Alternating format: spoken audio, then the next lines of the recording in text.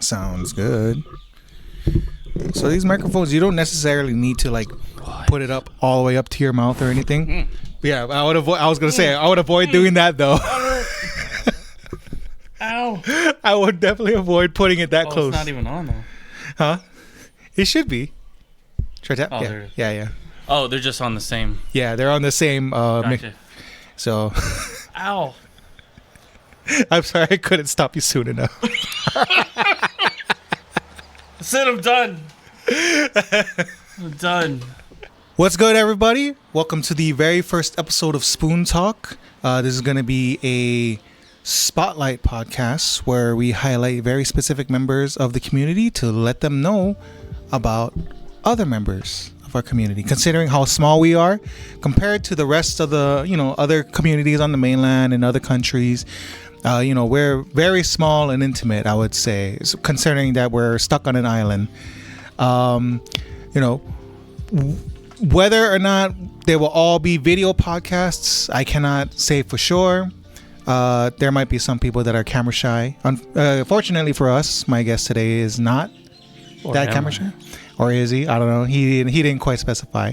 But anyway, what's going on, everybody? I am your host, the ever impressive, the long contained, the often imitated but never duplicated, always known as Spoon. Spoon? Yes. I'm not Spoon. He's not Spoon. I will let my guest introduce himself today. I'm, by the way, we want to give a shout out to Puzzle Fighter. If you haven't played it yet, I would definitely play it.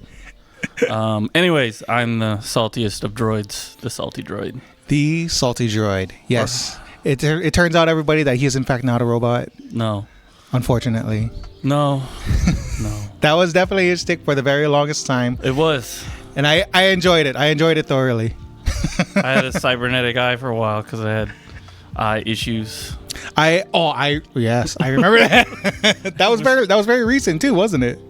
Well, I think it was during the pandemic, but yeah, it's like since I moved, got out of my last housing situation, I haven't had any problems. So I guess clean your houses, everyone. Mold is a no joke in Hawaii. Yeah, definitely. It's very, very wet and humid here constantly. Yeah. Anyway, I definitely had a list of questions and topics that I had stashed away, but then I ended up not bringing it out because I figure I'd rather try and do things off the cuff and see how that turns out. Okay. I mean, anyway, we could still pause it and go get them. We definitely could. We'll see how terrible I am, and then we'll go. I think I have some on my phone right here. Maybe, I don't know. We'll see. But anyway, everybody, this is the saltiest of droids. He is one of the. He formerly ran some of our online tournaments in my absence. Early on in the beginning, the pandemic, I ran most of them, but I had to stop for a while because changes in my work schedule. And Mr. Salty Droid here, he picked up the slack for me while I was absent, and that's one of the reasons why I consider him to be a very valuable member of the community. Also, he is my retro buddy. Is that not? Oh yes. Oh my God, we are very deep in the. Well, you were more deep into it than I was before I started getting into it, but yeah, he definitely helped fill in the gaps for me when it came to building my retro collection. That's like all I did during the pandemic was like not download ROMs, but put whole libraries on original hardware. Yes. So like I would modify pretty much every system and just put full libraries on there. Yes. I spent a lot of time before doing that. Yeah, that was something that I ended up picking up on as well recently. Actually, starting last year. Special guest, my dog, Sweetie. Hello, everybody. Say hello. Anyway, sorry about that. But yeah, that was it's. By the way, building a retro library is definitely a very costly hobby. I would not recommend it unless you are very invested in something like that. I would say it's. I stopped keeping track of how much money I spent on it, especially when it came to like buying CRTs and the PVMs.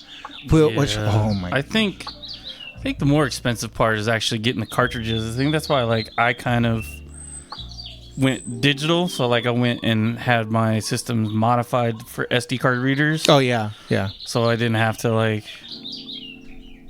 have physical games. So I have some physical games, but like optical drives are kind of dying, right? So I kind of replaced all the optical drives on like my 360, Wii, PS1, PS2. So like in my original Xbox, and then it just went straight hard drive. Yeah. So like I think the games is just crazy what inflation is with these games. Fun fact, did you know why it's so expensive now? It's because they do this new grading system. So like they used to have VGA, but now they have some other grading system that came in with these NFT stuff. And like so it just conflated everything. Oh no. So and then inflation didn't help. That definitely explains that explains a lot, actually. Yeah. That was something I was definitely wondering. I was like, man, why is all these retro shit so much? Like, it never used to cost this much. I don't understand. And then on top of like the old Nintendo games are now being like, you have to like take it apart and make sure it's like actual hardware, because like Chinese knockoffs are like rampant now. Oh, like, no shit. Crazy rampant now. So you have to like take it apart, and then you have to look at the serial numbers, stuff like that. Is that specific to the Nintendo? Nintendo, DS, all SNES, Nintendo products. Pretty much anything cartridge based. The Chinese will definitely just straight up just if they got an EEPROM like writer, they'll just print out a board and throw it in there. Everything is duplicated real easily now. Yeah, that explains a lot of products that like there are some videos I've seen on YouTube where there are people that were complaining about certain products that they picked up that had like full digital libraries that they could play on. But then it's like, they weren't official products. They were like just I don't know, just knockoffs that were clones, knockoffs and clones that were like using emulation and had a whole bunch of digital libraries. But then there were also some games on there that turned out they were like for adults only or something. Oh, yeah. Well, the Chinese will just put everything on there, man. They don't care. I know. When I saw videos like that, I was like, I feel like they should have seen that coming. I think more or less they put all that stuff on there so they don't get like hit with the copyright. Yeah. But they make it available easily so you could like I think I did a system, one of those knockoff classic systems last week, has an SD card reader and it comes with all those cheap stupid games in it. You just delete all the games and put OG games in there and they work just the same. So like they kind of do it that way, like just like those Pandora boxes, you could like delete everything that's on there and then put OG MAME ROMs on there and then it'll work just fine. I mean, the emulation sucks. I don't condone getting one. You could just get a regular computer and do it, but it's easy. It's out of the box. It works though. Is it cheaper as well, or? I think you can get a Pandora box for like $80. Well, yeah, that's actually not bad. It's pretty cheap, and then like they make them now with USB inputs. You just plug in the Xbox controller and it works right out of the box. Yeah, I mean, if you're not particular about certain aspects of it, then yeah, I guess that. Yeah, no, I think that's one thing learning from like building on my arcades and stuff is that the casual consumer doesn't really give a shit. Yeah. As long as they can play the game, they don't care about input lag. They don't care about if it's not emulated properly. They don't care about nothing. You can just throw something together. Yeah. And they'll play it. They don't even care if the controls are good. They will just play it. So I'm like, all right, I guess. Yeah, that's pretty true, actually. We're like me. If controls are jacked up, we're like, nah, I'm good. I'd rather just be bored. Yeah, that's something that during my journey to build my retro collection, I started reading and watching a lot more videos on stuff like that, and like it plagued my mind. It was like, now I demand perfection. That's why now I have a PVM. Now, when it comes to my arcade sticks, they got to be UFBs inside. I don't want to play on anything that doesn't have a USB inside, or I need the right monitors. I need this console, this PC needs to be at the perfect settings, and so it's like, yeah, it's never ending. I haven't hit the frame rate thing because like I'm not good enough to be like, oh, there's 8 frames input lag. And be like, all right, well, my opponent has 8 frames of input lag as well, so whatever, But like, so I haven't hit there yet. Yeah. But I don't know. Some things I have, I guess. I don't know. I think it's kind of silly, to be honest. Like, in the Discord, there's all like we're talking about Street Fighter 6 input lag and comparing things. It's like, end of the day, everybody here is just gonna play on whatever the fuck is there. I think so. Yeah. Like, I think it's fun to talk about. I don't know. I don't really like pointless discussions like that because like when you like take everything out of it, everybody's still gonna play with whatever's available. Yeah, I would say that's true, especially in a non-tournament setting for the most part. It's like we'll complain about it, but we're still going to be playing it in a casual setting. What I would say when it comes to the tournament standard, though, then we probably would have to hold them to a better, higher standard. I wouldn't say a higher standard. I would say the same, like same across the board. Like if there's like as long as everybody has the same disadvantages and the same advantages, I don't think it matters. I can't argue with that. You know what I mean? Like because Evo's we're gonna have PS5s. Yeah. You know how the PS4 was a piece of shit. You know, when they had Street Fighter 5 and all those other games running on it, but everybody had the same. You know what I mean? There was no like thing. I think the bigger question might be like everybody having the same controllers because polling rates and stuff like that. I think we're going to see a lot more PS5 pad hacks because people get hard-ons for polling rates. Yeah, especially with the dual sense. Oh yeah, finding out that that's actually like one of the faster controllers, the fastest controller by like thousands of percent. Yeah, like that kind of surprised me, and it kind of bums me out because holding that controller for a long period of time does not feel good for me personally. Oh no, it's not big hand friendly controller. Yeah, it's like whenever I'm playing games on it, like I definitely gotta like if I feel like I gotta hold it a certain way for it to not bother me.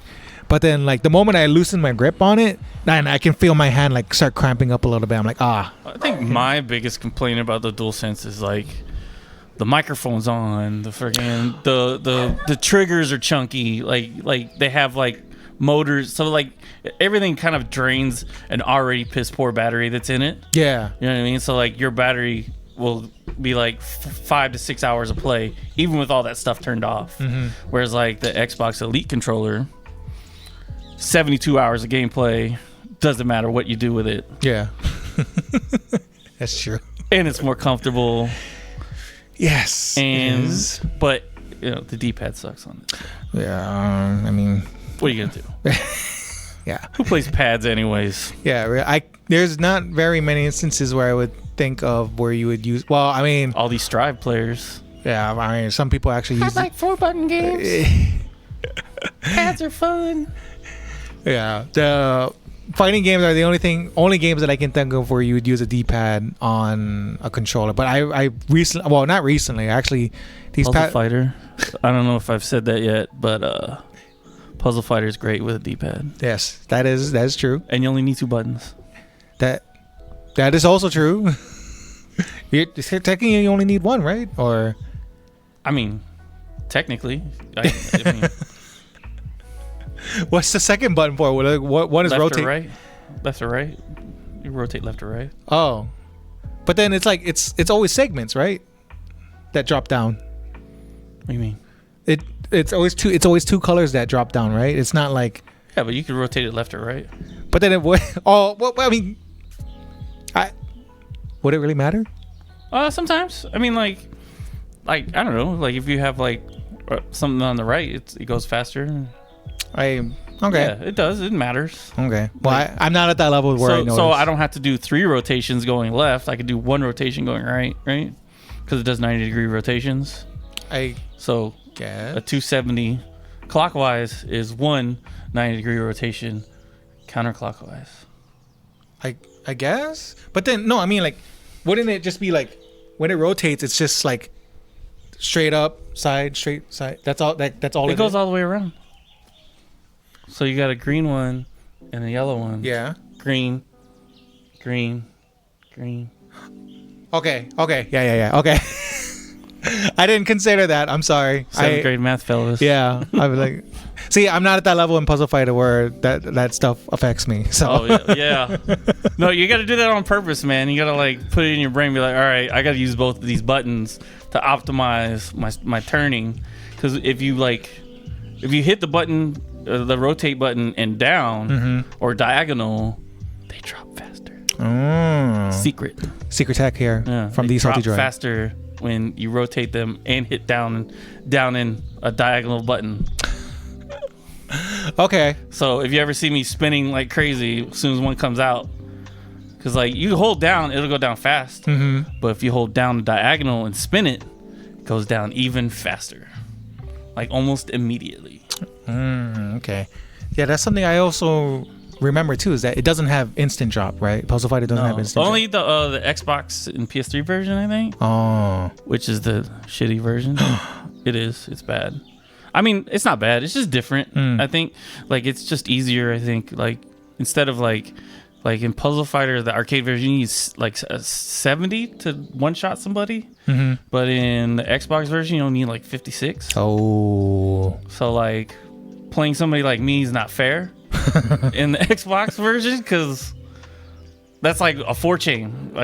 Like just 50 is 4-chain. So it's just like, okay, I guess. So like I just get faster wins. But it's more balanced too. I mean, like there's 3 different versions, but I don't know.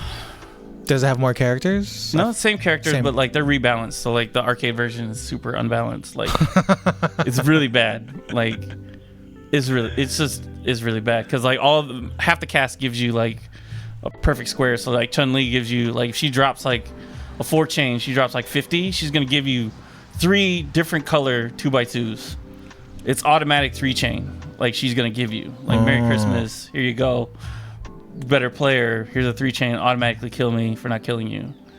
But like, you know what I mean? Like, yeah. But like in the Xbox version, hers is a little bit more staggered, so she doesn't give you 3 chains. Like that's why everybody plays Ken, because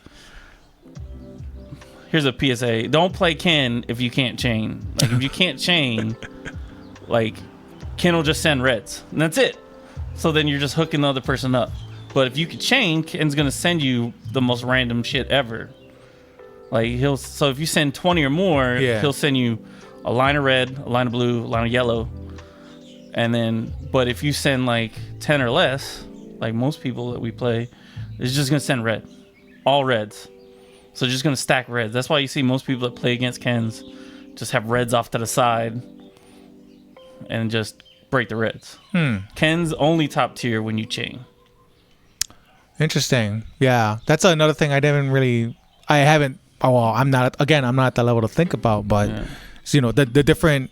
If you ever look at when you pick a character, you see the different color blocks that, you know, comes with that character, and most notably, there's one character where they only have one color. Oh yes, that being the best character, Dan Hibiki. Dan, yes, he drops only reds, and boy, oh boy, is it soul crushing to get hit by that. Oh yeah.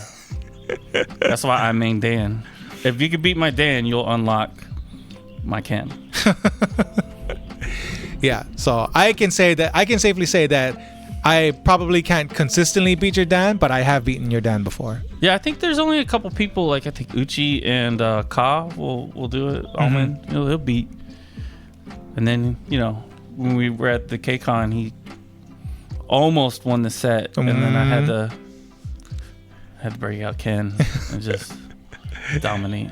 Yeah, speaking of K-Con, that was also a fun time, because you came up to the stage and issued a challenge, and I was trying to assist you with that, where you issued a challenge to whoever was in the area. If they could beat you, then you would pay them out. Oh yeah, like what it started. We got up to $60. So it was like $10 every person. I would just raise it $10 more. Yeah, and then I was, you know, at the in hindsight, I started thinking about it. I was like, you know what? I got like $50 in my pocket. I should have thrown in 50 more to make it 100. No, I will. If anybody could beat me in a 2-3 set right now, I will Venmo them $100. Oh shit! Anybody. You hear that, everybody? Hit them up on Discord. Because I don't think, honestly, like I was thinking about it, I don't think anybody could really beat me in a 1st to 10. Probably not. Nobody here that I know of, at least. I've played some mainlanders. I think I've only really struggled against like players from Mexico. Like, let me tell you, those Mexican and Brazil players, they just play this crap all day. But like, I think I had like the number 2 guy on Steam always hitting me up. Oh yeah, he's tweeting about me and hate tweeting about me. He's great. I love it. He's like, this dude did a 7-chain with Dan on me. This terrible evil man. That's right. Like, that was too good. My bad. But no, he's cool. Does he still hit you up? Yeah. He hit me up the other day. He just hits me up at like 2:00 in the morning. Oh yeah, well, because he's also like a Japanese player, right? Yeah. So he hits me up after work and he's like, "Hey, come play." And I'm like, "Okay." No. And you beat him while you're sleeping. Yeah. So I think I wish I did more ranked. I think like it really turns me off with ranked here, like because that weight. Yeah. Fucking weight. Yeah. So, but do you mostly play on the what's it called, the Capcom Fighting Collection or whatever it's called? I play on that, but like I mostly play on my Switch by myself because like I don't know, I'm very big into like just having fun. So like my serotonin, I get that good brain chemicals from just chaining. Yeah. So I just practice chaining on the computer, and then I don't know. I think playing against like high level players is very fucking stressful. Cause like we're both going for that one shot before the diamond. We're racing to the diamond, not to use it. Yeah. But to like, so the other person can't use it. Yeah. So when we both break both 5 chains, it destroys it, and then you just keep going and going. So like going against a good player, like you could get like 8-minute matches, 8-minute rounds. 8-minute rounds. You know what I'm saying? Where you're just both trading 5 and 7 chains and 6 chains. Oh boy. We're like towards the end of a round, it'll double the damage, and you're still just stalemating.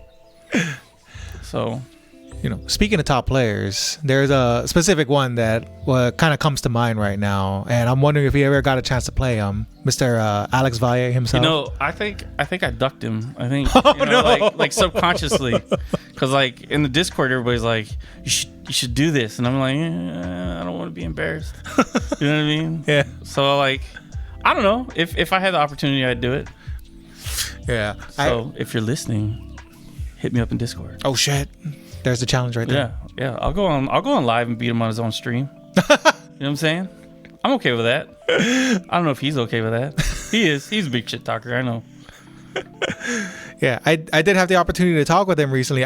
It kind of slipped my mind. I know I should have brought that up to him when I was talking with him. But if there's ever another chance where I speak with him before Evo, then I'll let him know about you. Oh yeah, we'll definitely do some money matches at Evo. Yeah. Emo. Yeah, I said emo.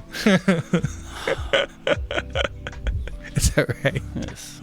But I don't know. I'm about it. I'll play Puzzle Fighter with anybody. Yeah. It's like a super hard game to like be like to throw. Like if I want to like go easy on someone. Yeah. Like you just can't, because I just wind up building. Yeah. And then when I get a breaker, it breaks everything. I hope that didn't capture that, but I don't think it did. It probably did. Update your Java, man. I don't know. Are you a coder? No. Anyway. Oh. Anyway, that kind of threw me off a little bit, but that's okay. All right. Anyway, we actually went like super. Well, I mean, it was kind of on topic. I feel like we were going to talk about Puzzle Fighter at some point anyway. But yeah, I'm always down to talk about Puzzle Fighter. Yeah, but I really need to like write like a strategy guide, like how I do it, like maybe a vlog. I don't know. I've been kind of tossing around the idea. Yeah. So more people will play, because I think at the current moment, nobody will play with me because they know they're not going to win. That's a big thing that's like happening like in our like areas. Like everybody's like, any game. Yeah. Like if they know they can't win, they can't get out of that mindset of like just having fun and not winning. You know what I mean? Like even myself, I'm kind of guilty with it. Like I didn't play Strive because this is not fun for me. I can't win. I can't like, it's a big thing. Like you can't win. Nobody wants to play. Yeah. I think that's a thing in general. That's like a general mindset for most people in the fighting game community, that like, especially for like the casual audience, is like, once they start losing, then, they're going to come up with all these other option selects, like, oh yeah, your character's busted. Your internet is bad. Yeah.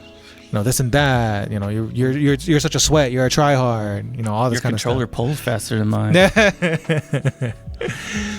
But I mean, it's like, I feel like as long as you have that drive, it's just why, like, there's no reason to stop playing. But yeah, again, it just comes down to like, does the game interest you enough? If it doesn't interest you enough to keep playing it, then just they're not gonna play it. That's all. Well, I mean, I don't know. Like, I'm always interested in Street Fighter too. Yeah, like, it's my jam. Yeah, but like, I mean, not to say that I hate Puzzle Fighter by any way. I mean, I know seems like I'm ducking you.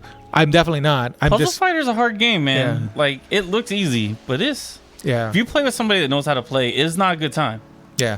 Like, it's just not. Like, there's no way to like get around it. Like, I think Tim and Sonic Pichu or Machu Picchu, as he's known now, is like probably the only people that kind of compete with me here. I think maybe Koff for a little bit, but I think like it's just not. It's like something you have to like. You gotta play. You gotta install it into your subconscious. Like, just like any other fighting game, you just gotta play it, experience it, have the strategies in your brain. Just like, Yeah, I know. I know when that was actually one of the first tournaments, online tournaments that I ran, where I kind of slowly got to know you, because I think one of the tournaments that I first saw you come around at was the Super Turbo tournament. I think it was either Super Turbo or the one or whatever one I was running before that. Yeah, I think so. But then like so we're gonna be talking about how we first met each other, I guess. But so I remember one of the first things that you said, because like I can't remember how it came about, but when I was running, because I was running, again, online tournaments, and at the time I was trying to super push Fightcade because Hawaii is very behind on a lot of things technology wise, and Fightcade 2 at the time was something that had come out recently. So I really wanted to push it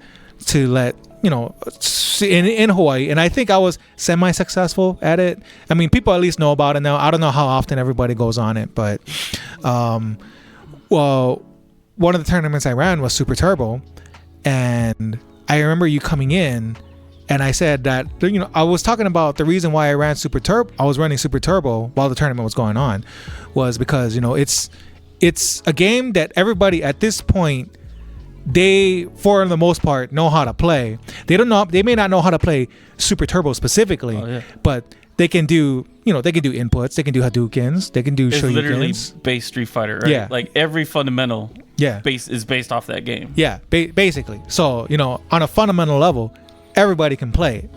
And then I think I said something along those lines, and then I recall you saying, like, kind of repeating what I was saying in a mocking way or something like that. It was like, oh yeah, fucking everybody can play, blah blah blah or whatever. Sounds like me. And then like it didn't necessarily rub me the wrong way, because I kind of understood what you were getting.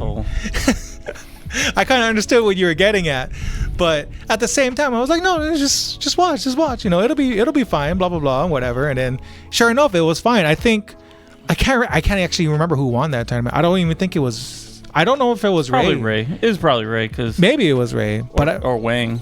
I don't think Wang entered. Maybe he did, but I know that if it was Ray that won, then I'm pretty sure it was actually Koopa who gave him a run for his money that got really close to winning.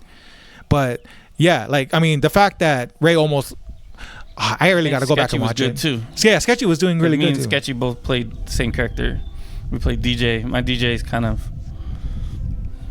trolly, because like most DJs don't play Rushdown. Yeah, and my DJ is 100% Rushdown.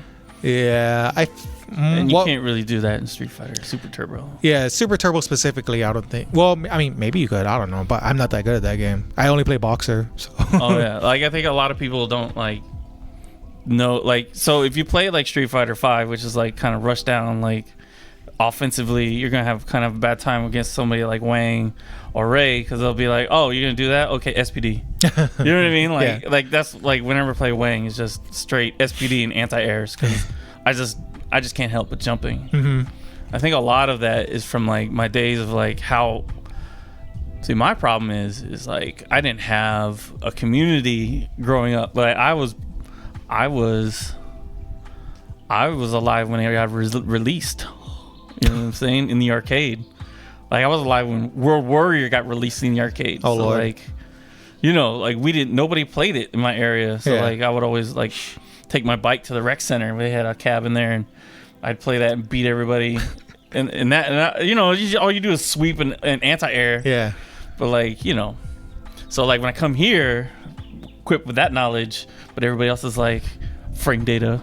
And, like, you know, I think Super Turbo's, like, hit boxes and hurt boxes, like the way they did it. Yeah. So like you just get crushed because I don't have like the knowledge. So like trying to accommodate my casual game into like the hyper competitive Mr. James Wang. I've been to like Evo top 8 and shit. And Ray like lives any 90s game. You know what I mean? Like it's not fun. You know? And that couples win with the, you know, like the whole, because you know we're in my area. Mm-hmm. I just beat everybody, no problem. You know, anybody. And I didn't have skill to be doing that. You know what I mean? So, like, when I get here, it's like, I don't want to play this because I can't win. You know what I mean? Like, I'm good. But now, like, it's been like a, what is it? Like, learning process of being like, okay, let's have fun with, like, tiny, what can I say that I've done right? Okay, I didn't jump as much. Mm-hmm. I anti-aired when I needed to. Mm-hmm. You know what I mean? Instead of, like, okay, fuck this, I didn't like win the round, I didn't win the match, I ain't playing this shit. No, it's always like a constant like change of your mind. I still get tilted. Yeah. Like when I play strangers on online, I'll break a controller. You know what I'm saying? Have you actually? I can either confirm or deny that I've bought like 3 Tech System acrylic controllers and maybe TE1 a couple times before I learned how to play Street Fighter 4 properly, you know, footsies and stuff. Mm-hmm. And realize, oh, it's just a skill issue. That's why I can't be a gorilla. You know what I mean? But I don't do that anymore. We're medicated now. But, you know, it's okay. I think, like, you know, changing your mindset from, like, learning and then rather, like, because the wins will come. Yeah. If you know knowledge and you can execute, the wins will come. So, like, there's no point in worrying about the win. It's just worrying about little things. Okay, what did I do right in my game plan? Mm-hmm. Are my fundamentals solid? You know what I mean? And then, like, ask yourself what you can do to improve if the answers are no. That's what I do. I mean, and then I discovered Puzzle Fighter, and then I just beat everybody, so I don't have to worry about getting my serotonin from, like, little wins. Now I just con people to play. Yeah, you con everybody. You try to con everybody that joins the Discord. I see that. Honestly, I can't hate it though. I mean, that's how you push a community. You push something onto somebody. If they bite, then you reel them in. That's all that is to it. No, I think if we get more players that aren't playing against me is better. Like more players playing each other casually. And then they'd be like, oh, let's play somebody like just like Street Fighter, right? Like I'm gonna play against my peers, like, you know, Glenn and Uchi and a lot of those guys, and then I'm like, all right, let's go play Koopa and let's go play Wang and you know, people that like are good and like see where we're at, see what we need to improve. Yeah. Because like I think a big reason like we don't see a lot of like newer players is like they just jump in the pool, you know what I mean, instead of playing like their peer group, like their skill level. I mean, guess so, yeah. It's good to play your skill level, but I think that's a good training ground, like as far as like getting used to how your skill level is and then trying to tiptoe out instead of just jumping straight out, I think. Yeah. I actually know quite a few people, some of them in the Smash community. They're good friends with me, and then they always ask me about, like, I actually sold like a couple of my old sticks to them because they want to play on the PC. They want to play like Strive, or they want to play Tekken, or they want to get ready for Street Fighter 6 or whatever. So I would sell it to them, and then they stream themselves, and I watch them for a bit. I try to help them and whatever, and then like I don't offer to play with them. Like I more so offer advice on how to play, because like I know for a fact that if they play with me, then I mean, I'm not to say that I'm like, you know, a beast or anything like that, but I mean, I know my way around. I know my way around a controller. Well, it's like speaking a foreign language, right? Yeah. So like when you're trying to learn Spanish, you don't know Spanish. Yeah. You can't really talk to a native speaker, right? Yeah, that's So true. the same thing where like you know footsies, you know the meta game. You can't play with somebody that's like brand new. You're just gonna tear them up because you know. Oh, your brain's already trained. Oh, anti-air. Up, sweep. Up, like whiff punish. You know what I mean? You know all that stuff already. So like, it's very hard to like get somebody used to that. So I think like it's good to like do the J method and destroy everyone no matter what. Shout out to Lazy Reaper. Yeah, and then but at the same time, that person needs to have that mindset we were talking about. Yeah. Where they need to be like, all right, what did I do wrong? What did I do impulsively? What can I change? And then do drills on their own. You know what I mean? Like I had my friend that lives in Seattle.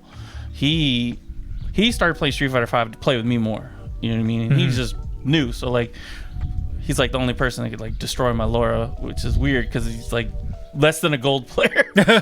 But he's played my Laura so much that he knows where my shenanigans are gonna be at every time. But like he started out knowing nothing, and then he got into it like reading more and be like, okay, how do I improve my game? What basic stuff do I need to know? And then he started playing in his community, the Seattle fight game community, which is pretty popular. You should join their Discord. They're actually really cool guys. And then he started going to events there, playing them, and now he's pretty solid. You know what I mean? He knows fundamentals and everything. And Yeah. I think that's what you got to do. You got to play like your peer group, a little bit somebody harder, and then on your own play. Yeah. Which Sleepy has in the pins on Street Fighter 5. If you look in there, he's got some YouTube videos on how to train yourself in the training room. That's as far as true. like drills. You should guys check it out. That's true. He did. How many videos? It was like maybe Like 4 or 5? Yeah, something like. He made several videos earlier on during the pandemic. Sorry about the car, everybody. Please ignore that. He made like several videos on how to improve your game, and I definitely indulged in a little bit of it. But for me, I'm actually a really slow learner, so I took it in, but I didn't immediately apply it to my game. In fact, it was only recently that I was able to have that kind of like moment of clarity in Street Fighter 5. I don't know if you noticed, but I've been playing it a lot more lately. I think like as far as like us, like we're not really hardcore players. Like we're decent at the game, but I think like for me, like if you notice, I don't really play a lot of fighting games anymore. But like I think like my contributions is a little different. Like as far as like, I'm not like a player. I'm not gonna like help people improve too much. But I'm there. I'm kind of like the hype man, I like to say, because I'm just there to maintain a good vibe.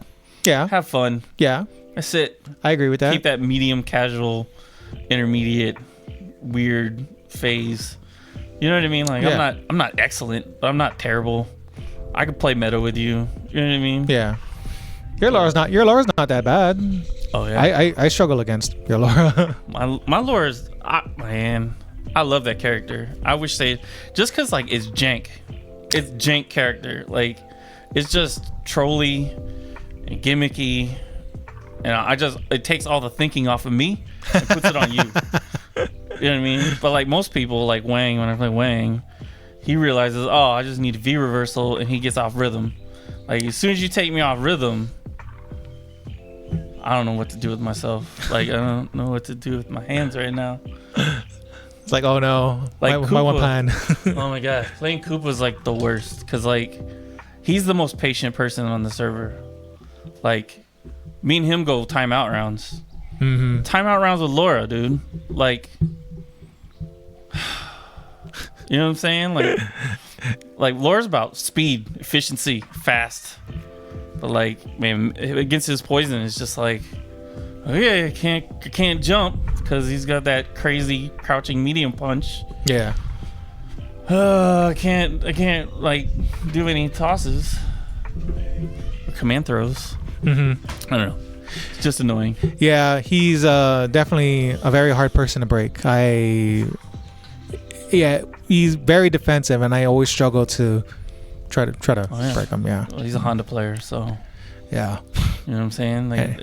super down back fighter, his favorite game, or colloquially known as Ultra Street Fighter 4. Yeah, I think he's one of the, like, even though he doesn't really say it, he's probably one of the biggest advocates for that game, Ultra Street Fighter 4. I think he's the best player on the island on it. I don't know about. I mean, well, my definition of best player is like he could play any character and give you sets. You know what I'm saying? He might not win everything, but he could play. Breath of knowledge. He could give you sets with anybody. And like, yeah. Yeah, that's true. He could. But yeah, man, I don't like that game. I don't know how you feel about the game. I really don't like that game. Well, I did 4 years of Zangief, so I really hate the game. But I play as Hakan. Like, I'm very, like, the last, like, 5 years has been, like, nothing but gimmicks for me. My Hakan is super gimmicky. It's great. I think the only person that really... I was playing Wilson the other day. Will? Yeah. And he was just... He's the only person that stuffed my, like, Hakan as far as, like, my gimmick stuff, where I do, like, the first hit. And then, like, you can get up and do EX command grab, but it's, like, the first hit, you're, like, -2 or something. Yeah. But, like, so he just threw out his crouching jab. And I'm like, motherfucker, I'm just trying to... Let me get my brain chemicals. But, like, after a while, I'm pretty good at convincing people to do things that they don't normally do, like jumping. Because, like, I hit him with Siberian Blizzard, like, 4 times. I don't know how hard. I don't know how y'all know, or Siberian Blizzard is very hard to get off mid match. Yeah, I get that. I can get people to jump. It's great. It's great. Yeah, I don't even have to win the match if I just get that. I got an air demon off of him. Huh? Yeah. He was DPing me, and I just with Oni. Oni. Yeah. Air demon. I was like, man, I don't even have to win the match. I'm good. I'm good. I got that off. You got the moral win. So that's kind of my gameplay. Is like I'm just focusing on how to have fun, crazy stuff, and having fun. Because of winning's okay. Yeah. But in the end run, it doesn't really matter. Because like, I don't know. I think the way I've experienced it is like if you're just winning all the time, contrary to what Jay says, your opponent won't want to play against you. In most settings, like if it's like a ultra competitive person, they'll keep playing. Yeah. But like if it's like somebody who's like my level, kind of like, okay, I'll play. Yeah. If I just continually beat them 14 sets in a row and not trying to like do some other stuff, I don't think they're gonna play. Yeah. It definitely depends on what kind of player they are. For me personally, depending on the game, like. If I keep losing, then I mean, I take that. I personally take it as a learning experience because I'm trying to learn. Like especially in Strive, I remember I was like struggling a lot in the beginning against specific characters, and there was one guy I remember playing. Like I kept trying to match up against him, and then he eventually had to like DM me and be like, "Yo, like, we got to stop playing each other. Like, we got to make this the last set. I want to play somebody else." I was like, okay. Hey bro, low key you suck. On God, for real. Yeah, I definitely get a lot. You definitely get a lot more of that in Strive. I feel like a lot of more shit talking, considering how open the dude. That's one thing I missed. Like Street Fighter 5, there's no messaging your opponent. Like, unless you know their Steam name or whatever. Yeah. There's no message. I miss the Ultra Street Fighter 4 shit talking on Xbox 360. Like, just be like, oh, you play Geef, you only got one button. And be like, yeah, and you still lost, bitch. You know what I'm saying? You knew what was happening, and you complaining.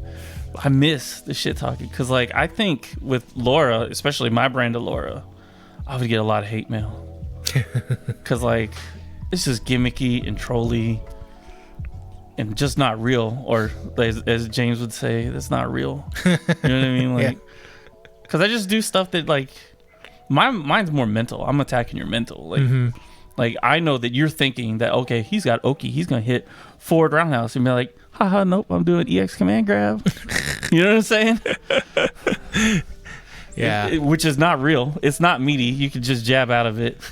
But you're thinking I'm doing an EX. So you're just kind of in like a weird, intermediate player would just be in a kind of weird, like, block stun or block. What is it called? Where they get forced in that weird block state, which is also my favorite thing. The force block, where you do. Proximity guard. Oh yeah, so something proximity guard. My favorite thing is Laura's got one that abuses that too, where if you hit crouching jab, then crouching medium kick on the block, as far as the block string, then throw out. It puts enough space to throw out LP fireball. And it'll put him in block stun. Oh yeah. In proximity guard. Yeah. Just get a command grab. Yeah. Right there. I know what you're talking about. Yeah, that's something that everybody hates. But this game. But it's also negative like 6 for me.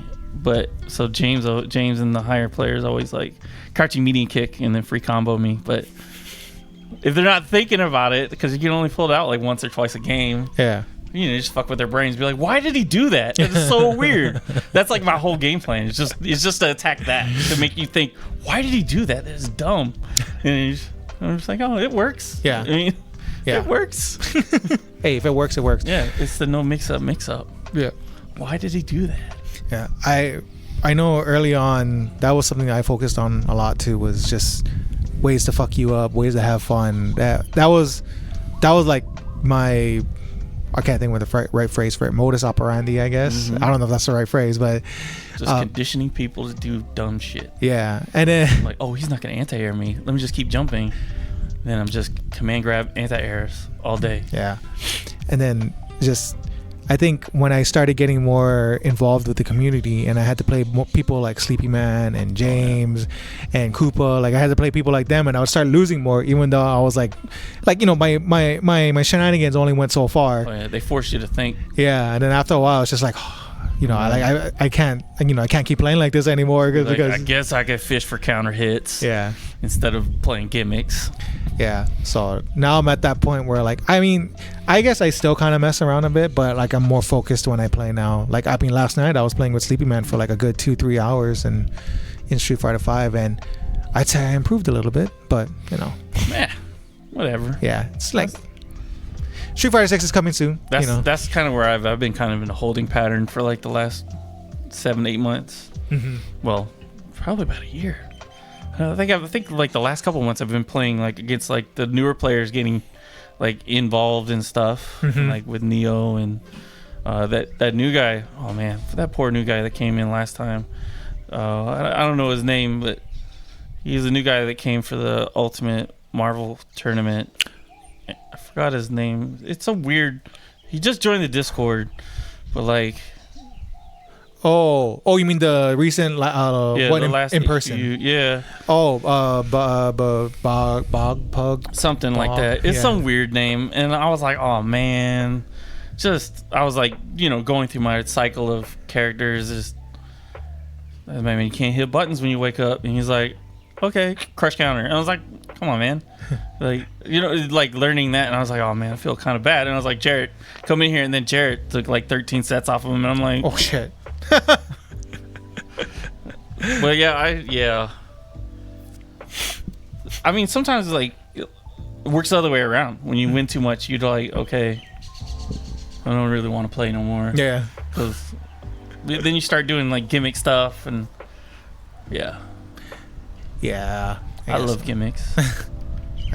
I do too. I mean, that's probably like, even though it gets me to lose a lot, you know, just the fact that I get to do it and it lands and then I get to laugh about it afterwards. Especially if it's like low stakes. Yeah. Low stakes, and I'm just gonna do gimmicks, especially if it's only like 2 players playing. Yeah. I mean, where else? Like, I don't really lab a lot, so like a lot of my labbing is playing people in person. Mm-hmm. So I'm like, okay, let me see if this route works. Let me see if this is just dumb. You know what I mean? Let me see if this person like will think, okay, will react this way. Because like that's a big thing. Another thing about Street Fighter 5, I kind of didn't like. It took away reaction time.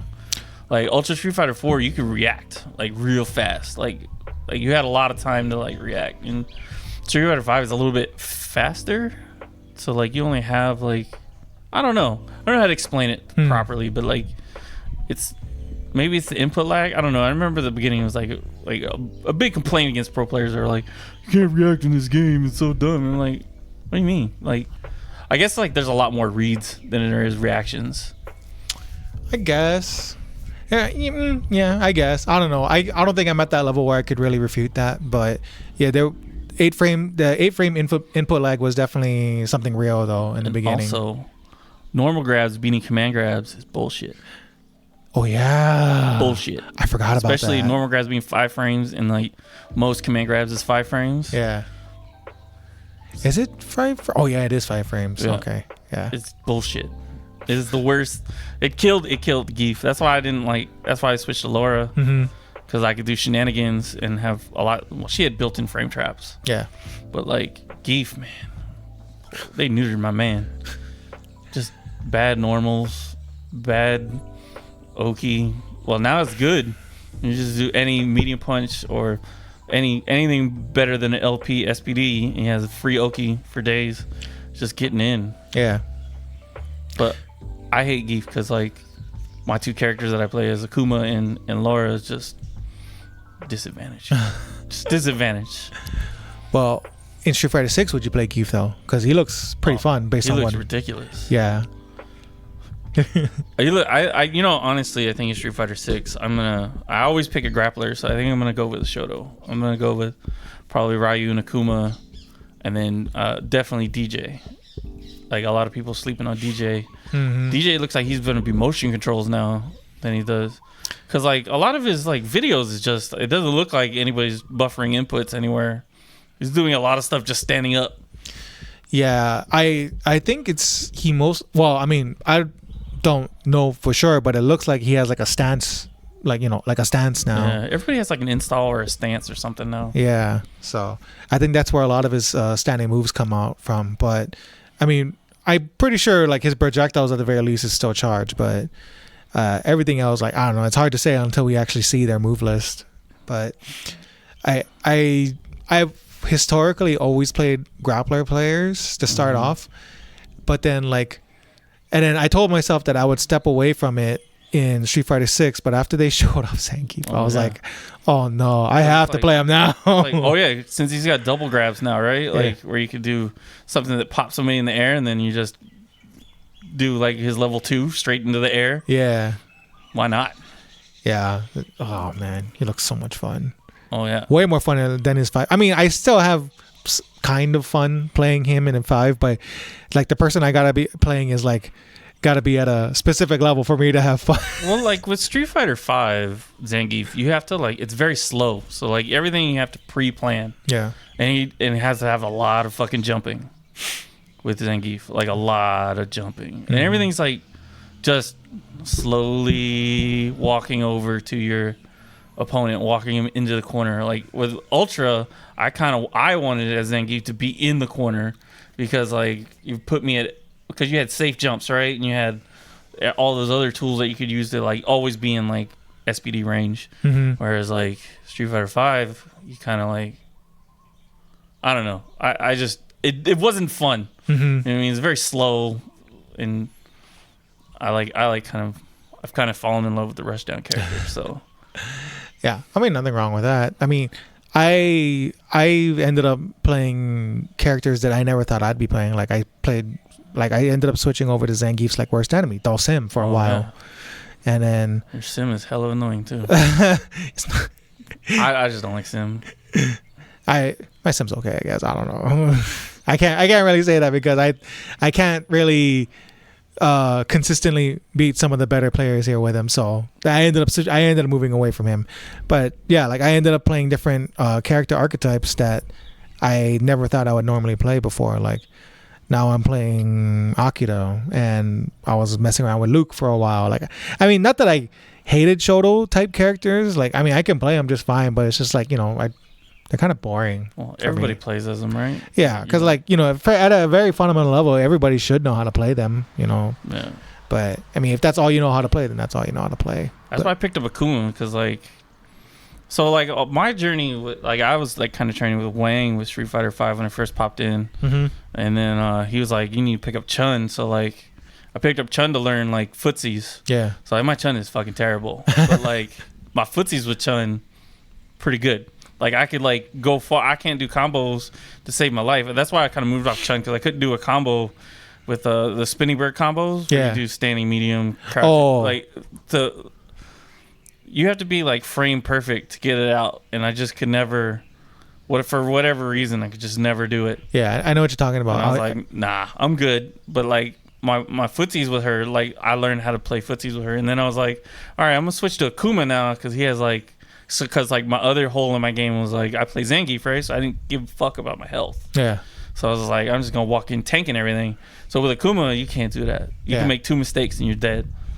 So like with Akuma, I kind of learned how to like, okay, manage my health, learn how to like whiff punish, you know what I mean? And like, okay, I need to set my opponent up to make them jump, make them think that I'm not going to anti-air them, and then just kind of like, because like after you anti-air with Akuma, you have Oki for days. Yeah. And then like all his like hard buttons are like plus. It's so weird. Like everything's plus. And then they took away his side switch, and then made me sad. But it's good. No, I think learning how to play. I think Street Fighter 5 was like more of me learning how to play offense. Because like moving from Street Fighter 4, where I was like Zangief, where I was just a gorilla grappler main, where like I learned no combos. To this day, I don't know any combos outside of target combos with Street Fighter 4. And then like Street Fighter 6, I just, I learned how to combo. I could do like 20, 30 hit combos with like Laura, like no problem.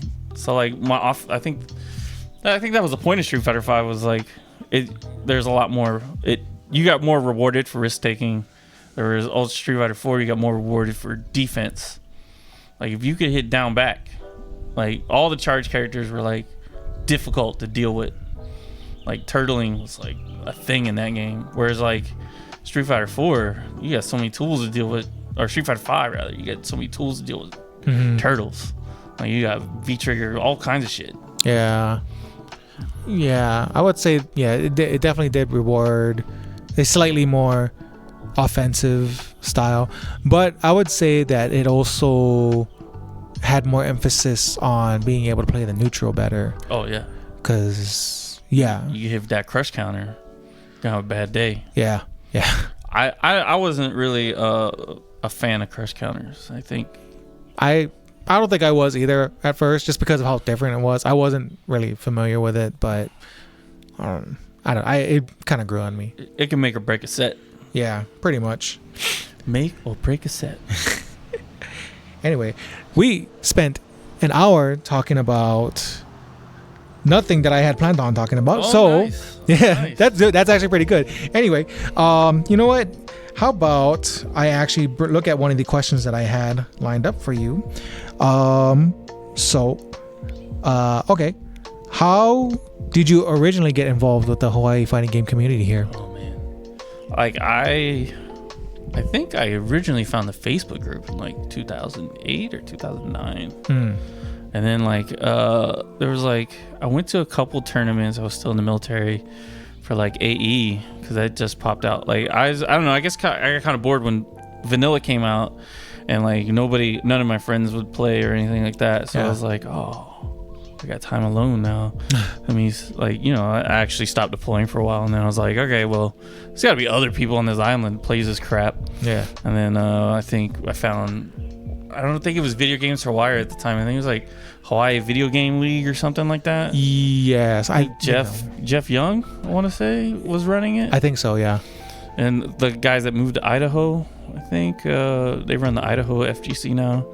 They were running it at the time, and then like the place that we went to was like PC Gamers, where like it was right next to the mall at Ala Moana. It's next to the recycling center. It's not there anymore. They moved again a couple times. And like I just never really kind of fit in with the group. So it was like kind of what we were talking about earlier, where like where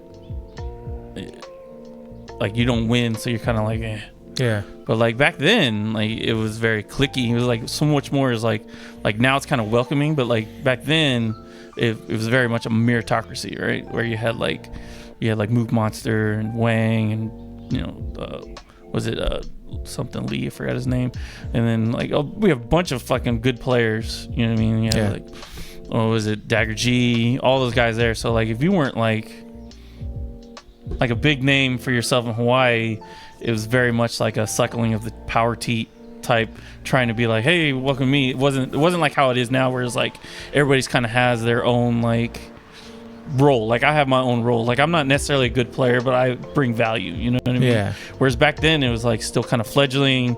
Everybody was more focused on the game, whereas not necessarily community building. So I was like, for me, the kind of the vibe, bring new terminology, the vibe was kind of off. Like I didn't really feel like welcomed, but like I didn't feel not welcome.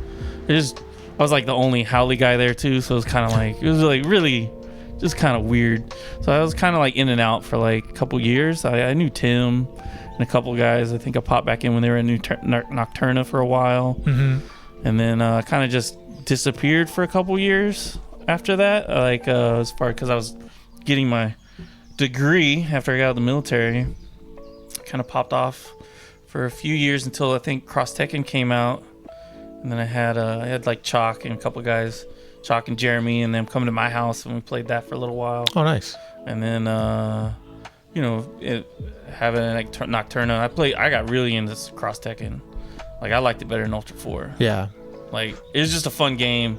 I mean, it got a really bad flack, but it was broken. It was a lot of fun. You could guerrilla in that game. It was a good time. And then what is it? So I kind of disappeared again, getting my degree, and then we played some games in ICS Lounge, and that's kind of where I met up with Jay. Me and Jay graduated at the same time. Oh shit, nice. Yeah. So and then I think like season 1 or 2, I popped back when they were at the what was it?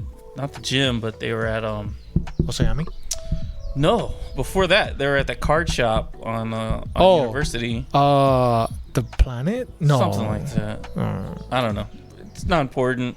They had like theirs, like I think Wang was starting to try to do like have some kind of weird classes thing where we're trying to. The topic was because like the older guard starting to not play no more. Right? So I kind of disappeared when Ultimate Marvel 3 was like the prominent game because I didn't really like Marvel 3. Yeah. It's just too much. And then so I kind of disappeared and then showed back up around Street Fighter 5 time, and then they kind of I felt a little bit more, but like I always popped up during Evo time, so everybody's like training for Evo, so everybody wanted to play Wang or like Dagger G or like Ray. Everybody wanted to play like the big name players because they want to like do good.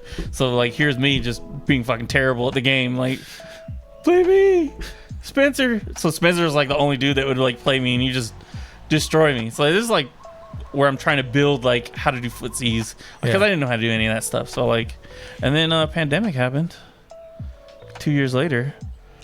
You know what I mean? And then I was like, oh, I could actually. This is where I thrive. I thrive on the internet. You know what I mean? I thrive. My personality might go over well because like I don't know if you've noticed, but I'm very outspoken and I'm a little abrasive, I guess. I don't know, like positively abrasive. You know what I mean? Like I just say whatever. I just anything that's funny that I think's funny, I'm gonna say it. And sometimes that's not really like a thing here in Hawaii. You know what I mean? Like you kind of want to like slow build and earn your spot. You know what I mean? Yeah. And I kind of like was able to do that online, so I'm like very grateful. So like the last 3 years has been like I've found my people. Like I've been accepted. You know what I mean? It's kind of my little journey. And quite the journey it was. Yeah, like, I kind of always wanted to like be involved, but I was never kind of good enough, and then I never knew how to be good enough until like I really, really started learning how to like read frame data, like how to play the game, like understand that okay, everybody's playing like this sort of what I call like the dance, the meta, like dance. Everybody does the same kind of dance, you know what I mean? Like as far as like, okay, this is how footsies is neutrals going, and I learned how to do that, and then like it made me be able to relate to people a little bit more, like learning, getting rid of the skilled gap, you know what I mean? Yeah. I don't know. That's the tough thing about fighting games, man. Is like it could be a real turnoff. Yeah. When like you feel like you don't belong, as far as like if you feel like it's only like 4 people that are as good at the game, you know what I mean? Because like a lot of people, it still happens, but like I think our clique is more like diverse now, where we have some casual people that just like me. I consider myself a casual player. Like I could give you sets, but like I'm still kind of like a casual person at heart. Like I'm not like studying the game. Yeah. But I know enough to I know I could play with James and still kind of like I'll lose, but like it was close. You know what I'm saying? Like, but it was close. Yeah. I'll lose, but it's close. You know what I mean? Like I could play with him to where he can't go easy on me. You know what I mean? Yeah. He'll win, but he like most of the time he can't go easy on me, and that's kind of where I'm happy. I'm happy being now right there. Like that's good enough for me. Yeah. Yeah. Everybody got different goals. Yeah. So that's nothing wrong with that. Where like, but if I want to get my serotonin in, I'll be the first dude to be like, I'll play somebody new. Yes. Yes, I will. I will teach you how to play the game. I know it's a problem for me. Y'all don't have to make fun of me about it. I know. That kind of reminds me of a time when it was back when we were first going to HPU before the pandemic.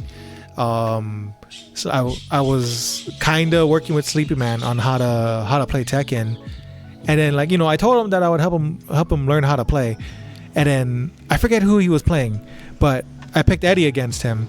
And then, like, I'm just doing Eddie things against him. Just X circle all day. Yeah, well, I mean, like, I actually know how to play Eddie. Like, I don't know how to, like, I don't just mash with him. I actually know how to play him.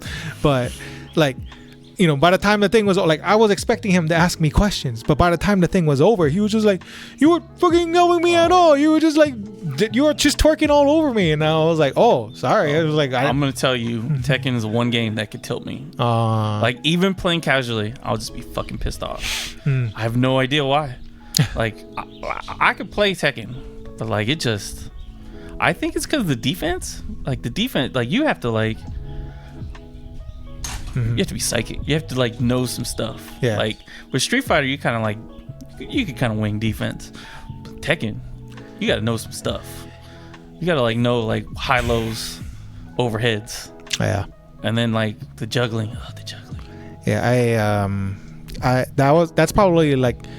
I mean, there were some games that I definitely put some time into learning, but Tekken is like the game I put the most time into I come learning. in like DeMarcus and Leighton and Chalk, man. Those guys, if you could be good at that game, man, like just smartest dudes on the planet, like, you know what I mean? I can't do it. I can't. I got too smooth brain. Can't do it, man.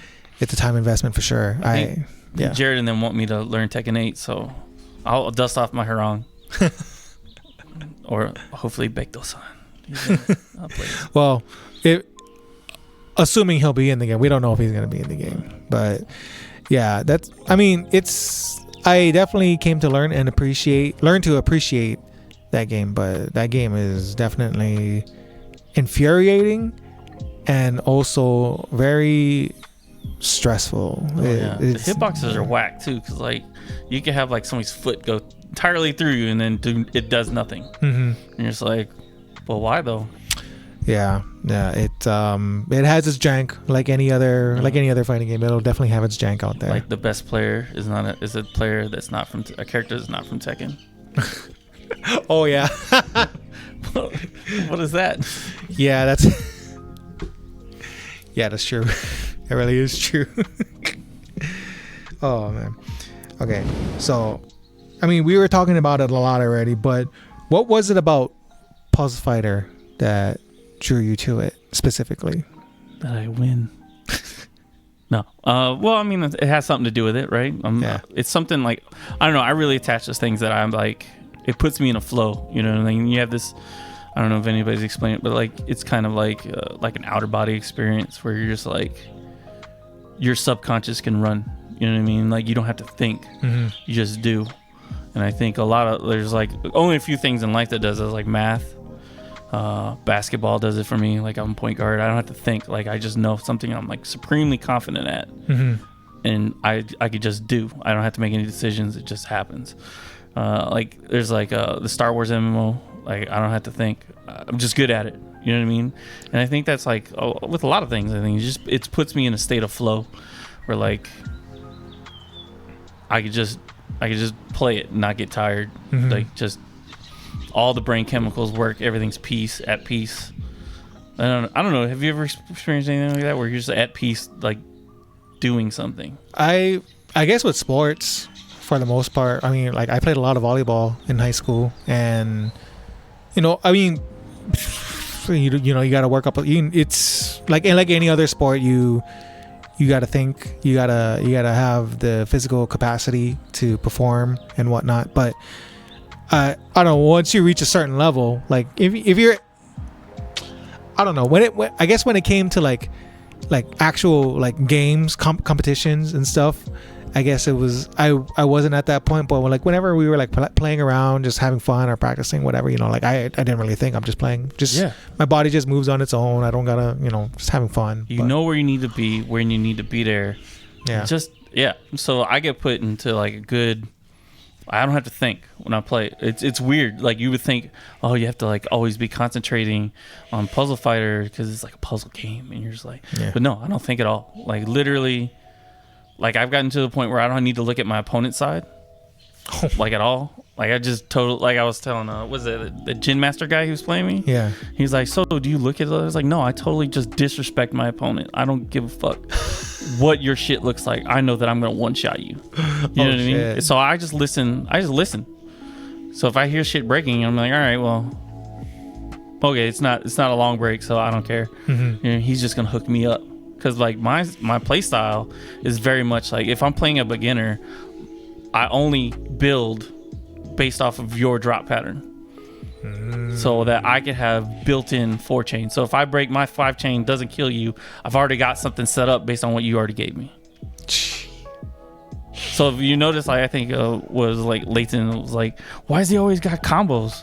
That's why, because I always have everything built. So like I could break after I broke my stuff. So but like that's been just playing, just literally just playing. Like I play it at home on my Switch. My Switch basically is a Puzzle Fighter device. That's it.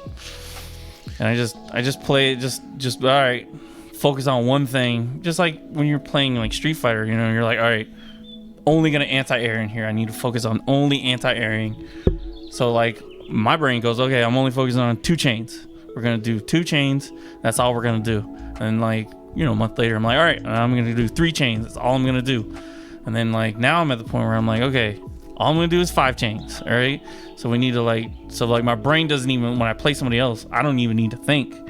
I've already trained myself to just do it. Like this is my game plan. I'm just gonna execute. So like I love Puzzle Fighter because I don't have to think. Like it's good because like I think a lot of people don't get to experience flow, and you should look it up. Flow's a thing. It's a psychological phenomenon where like you just kind of like everything is right. It's at peace. It's meditative. It's pretty good. So you've been playing Puzzle Fighter since what? Like since you were a kid, or? Oh no! Fun fact: I'm colorblind. Oh yeah. So like when it came out in 1996, I was like, this game's bullshit because I can't fucking get it right. You know what I mean? So I just never gave it any mind. And then I think last year at college, a couple friends were like super into it. So I was like, oh, let me play. And I just started, kicking everybody's ass. And then I realized, oh, there's colorblind hacks. So I could change the green into white or yellow into white, whatever one it was. And then I wasn't good like I am now. Even during our tournament, I wasn't as good as I am now. But like, it kind of like gave me a resurgence when I was able to like hack it and change the colors and actually be able to see the colors. Oh. Like now I'm like 15 times, 20 times better than what I was on our last tournament. That was like, what year is it? It's 223. Well, maybe not the one that you held last time, but the one before that when we were like during pandemic. And I was like, what is going on? Why am I winning all? You know what I mean? Like, I'm light years ahead of like better than that guy now. Damn. Yeah, that was 2020. Yeah, 2020, 2021. Yeah. Yeah, it was like end of 2020 because that's when Fightcade 2 launched. So I think like it was like either a month or 2 after it launched. That's when I ran it. Wow. Oh yeah. And I already thought you were really good back then. Oh no, I'm like I couldn't chain like very well and stuff like that, and then so a lot of things, you just tell yourself focus on one thing at a time. Works wonders. It could apply to fight games too. Focus on one thing at a time and just be patient. Okay. Are there were there any other I guess fighting puzzle games that piqued your interest, or was it just specifically Puzzle Fighter? I'm good at Tetris, like solo Tetris. Like I played Koopa and like I could survive with Koopa, but he knows the meta better than I do. Yeah. So like he's like, okay, and I talked to him about it, and he's like, oh, you just got a combo. You know what I mean? Like as far as like, cause like my whole game plan, you know, it breaks down to like who you play. Mm-hmm. Like if you don't play good players, you're gonna get stagnant in the way you play, right? So like I was just like, all right, I'm just gonna do multiple like Tetrises, which is good. I mean, it sends a bunch, but like it's not as fast as like going one line, 2 line, 3 line. Mm-hmm. You're just getting your combo multiplier up, and instead of doing 2 Tetrises, it's better to do like, you know, single, double, triple, like something like that. You'll get more. So you constantly be sending pressure over. So that was my problem playing Koopa. Was like Koopa always set it up to do combos, where I was always setting it up to do Tetrises. So like, I think if I like practiced a little, I would do it. Like I'm very good at like solo Tetris. Like I thought I was playing it the other day, and one of the teachers at my school was like, bro, I've never seen any, because like when you get to a certain level in Tetris, like it just instantly drops. Mm-hmm. So like he was like, I was doing it for like an hour and a half, and he's like, I don't know how you're even doing this. I've never seen. I was like, yeah, man, it's just, I mean, like, look, you could just spin it and it just stays there. I mean, as long as you like think 2 steps before it drops. But puzzle, yeah, that's definitely, Tetris is definitely one of my things. I remember playing the OG NES version, Mm-hmm. and being able to do like level 9 back in the day when I was a kid. Like, I don't know, it just is a good game. Do you have a preference for a Tetris game? Because I know Koopa actually has his preferences for a Tetris game. I like Tetris DS. That's my favorite. I actually like that one too. Tetris DS is that's probably the best version I've ever played. Tetris DS or Puyo Puyo or Tetris 99. Mm-hmm. Tetris 99 is really good. That's the Battle Royale one, isn't it? Yeah. But like it also has a single player mode as well. But Tetris 99 is really fun. It's worth the $20 a month.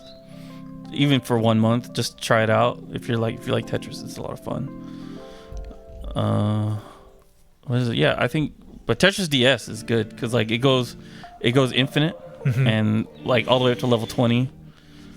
So like, yeah, like I tried to max out the score, so I get like, what is it, like 999 billion? Yeah. I could play that for like 5 hours straight, just like sitting there just playing it. You know, a lot of deployment time when we were playing that. It was funny. Like we had 3 DSs on deployment, and like I was like, why don't y'all play me? And like 3v1, man, it did not go well for those guys. I don't know what I think it's like. It may be a disadvantage when you're doing like 3 against 1, but like because like I guess maybe it sends the same pieces at the same time. Mm-hmm. But like it wasn't not easy. You know what I'm saying? Yeah. Like, but I was like, all right, well, maybe I have some, like, I guess because like I could think, I'm very good at pattern recognition, so like thinking, it's not a lot of brain power for me to like think, Mm-hmm. like as far as like patterns and stuff like that. Mm. Or like Street Fighter, it's like there's a lot of like impulsive thinking, and like you got to be quick on your toes, and you got to like know the matchup data. Yeah. But when like you reduce that thinking down to like 1 or 2 things, very easy. I agree. Yeah. Yeah. I remember always thinking that I was pretty nice at Tetris, and then I remember playing Tetris DS, and I'm pretty sure that one had like an online mode where you could play against other people, and I matched up against some dude in Japan, and he just destroyed me. Oh yeah. I was like, I've never seen anybody play Tetris like that before, and like I was kind of disheartened for a while. And You then, gotta be super fast. yeah, he was instantly dropping everything, Yep. and I was like, what is going on? And I like after that, I kind of like just casually played Tetris. Like, you know, I still thought I was pretty nice. And then I met Koopa, and he humbled me. He was just T-spinning on my ass all day. Yep. And, you know, it's like, you know, T-spinning is like the most despicable thing you could do, but he's just sitting there like, oh, I'm just playing, bro. Yeah. No, because he plays Tetris like how I play Puzzle Fighter. Yeah. Like he just plays it casually all the time. So when you start playing something all the time, You just naturally get good at it. Yeah. Like, Yeah. I don't really enjoy playing Puzzle Fighter competitively. Like, against somebody my skill level. Like, I do, but I don't. You know what I mean? Like, it's very tense. You know what I mean? Like, and I don't like to be. I've noticed, like, that's why I don't like play Street Fighter ranked a lot, is because I get tilted. You know what I mean? Get too emotional. Heart rate gets too high, and then I'm just like, nah, I'm good. So, like, I like to just play you guys where stakes are low. I'm just learning the game, just vibing out. Yeah. There was also that time we were playing Marvel 3 and you punched my teeth out because I was beating you so much. I did? Yeah. Oh, yeah, it was bad. pretty bad. Yeah, I had to go to the dentist later that night. Oh, Yeah. it's okay. I mean, it looks good now. Oh, yeah. Thank you. Yeah, Yeah, no he did a problem. good job. Did I hit you? No. He's gaslighting me right now. I'm very gullible. Fun fact, I'm very gullible. I'll believe it. Cause You're very close to. yeah. Oh yeah. Cause he had that Frank assist, and I was like, I can't do anything about this. This shit's invincible. Or like it was you couldn't react to it. So like he started doing it, and then I started reading it, and then he was like, oh, well, I guess I can't use that no more. And then like after a while, I was like, no, I can't play this garbage. This shit is just too much. Yeah, for me, it's fun to play, but I still think it's a trash game. Like, I wouldn't play it competitively. It is a Kasoge for real. Yeah. Like for me, like it would require too much effort to get nice at the game. Like how Glenn put in like a month, and now he's like okay, competitive. Yeah. I don't want to spend that month. I'm good. Yeah. I'm good. I could do special moves, and then I could punish with my level 3s. Yeah. That's about as nice as I want to get. Yeah, I'm at the point where I think I can provide a decent enough challenge for Glenn, but I think if he keeps playing, then he's gonna overtake me pretty easily pretty soon. I don't know how I went 3-2 in that tournament. I went deep. In Marvel 3? Oh yeah, the one we had at your house. Oh, With 3-2, I was like, okay, I guess. I mean, I went to like losers grand finals. I was like, all right, sure. And all I was doing was literally like DHC spamming, and I was like, okay, that's right. right place, right time. That's all it was. Man, I hate that game. Yeah. That game is so bad. Well, it's no puzzle fighter, for sure.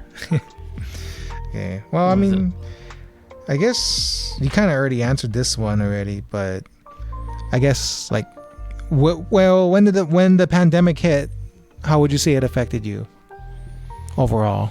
I think it was all right. I think like I had like it definitely fucked up my anxiety, and like I was paranoid all the time. Then, you know, I already have like crazy PTSD anyway, so like that didn't help. I think I had like 2 or 3 panic attacks, just like leaving the house and shit. And I was like, ugh.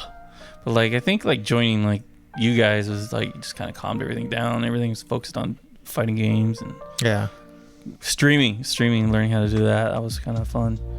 Oh yeah. And then you know, because I was doing like overlays and then all this other weird shit, and I was just like, okay, I could do that now. I'm good. I don't need to do it no more. It's a lot of work. Yeah. Like for one person to do, it's a lot of work, and then like it's like a whole other job, like just responsibility.